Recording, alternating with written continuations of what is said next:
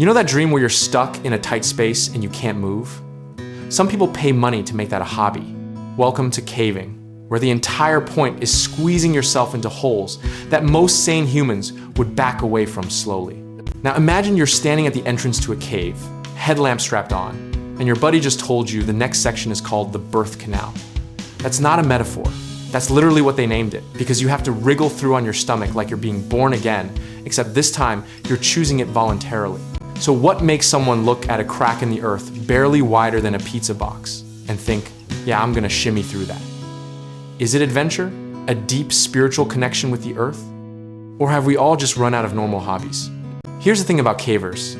They call themselves spelunkers when they're beginners and get weirdly defensive about terminology. The hardcore ones will tell you it's about exploration, discovery, going where few humans have ever been. Very poetic, until you realize where few humans have been usually means where few humans fit. Picture yourself now, 60 feet underground, lying flat on your belly in a passage so tight your chest can barely expand to breathe.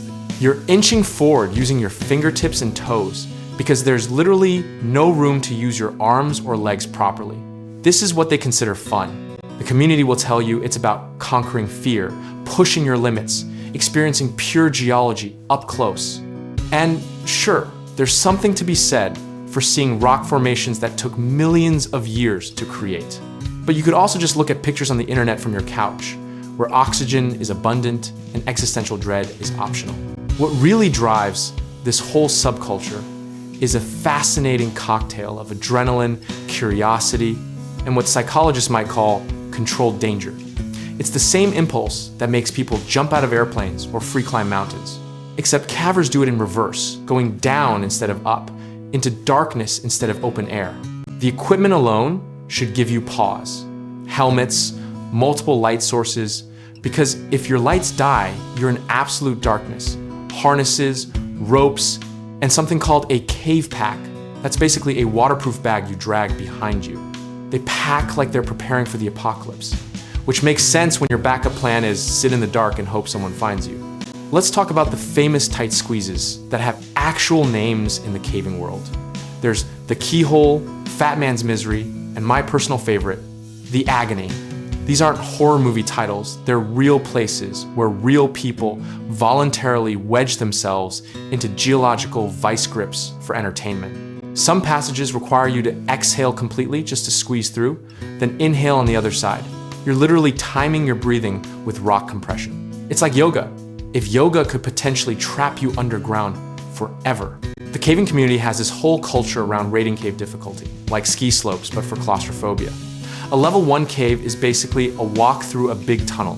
Level 5 means you might need to chimney up vertical shafts, navigate underwater sections, or contort yourself through spaces that make you question your life choices.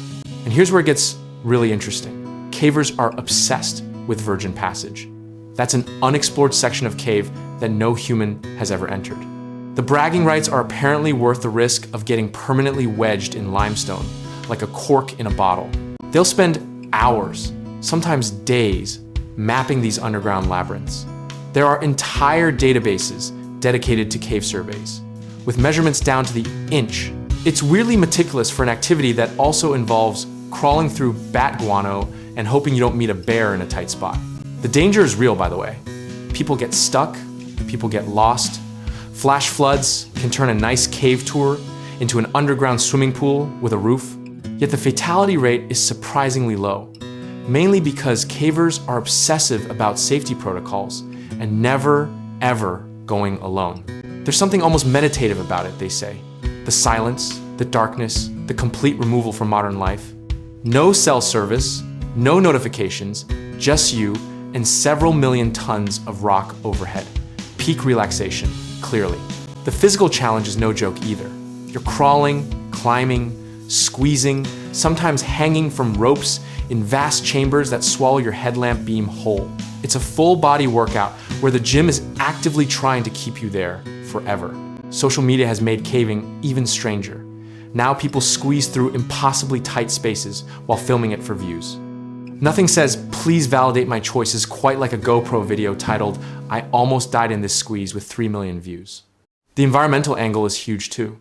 Cavers are actually serious conservationists because caves are fragile ecosystems. Touch the wrong formation and you've destroyed something that took 10,000 years to form. So it's extreme tourism with a guilt trip attached. Weather above ground means everything below ground. Rain can flood passages in minutes. Snowmelt can turn dry caves into rushing underground rivers. You're basically betting your life that the weather forecast was accurate, which is comforting. And then there are the cave-adapted creatures. Blind fish, translucent insects, bats, and things that look like they escaped from a science fiction movie. You're visiting their home, uninvited, wearing a lamp that's basically a spotlight in their permanent darkness. The community is tight-knit, pun intended. They share maps, tips, horror stories, and encouragement. There are forums dedicated to specific caves, guidebooks that read like military operation manuals, and an unspoken code about respecting both the cave and your fellow cavers. Some do it for science, geologists, biologists, hydrologists, all have reasons to explore caves. But the recreational cavers, they're in it for something else entirely. The challenge, the story, the weird flex of saying, yeah, I spent last weekend underground in a space the size of a washing machine. Modern technology has made it safer, better lights, stronger ropes, GPS devices that work underground. But it's also made it more accessible, which means more people discovering that maybe, just maybe, they're not cut out for voluntarily experiencing burial-adjacent situations. The training is extensive if you're doing it right.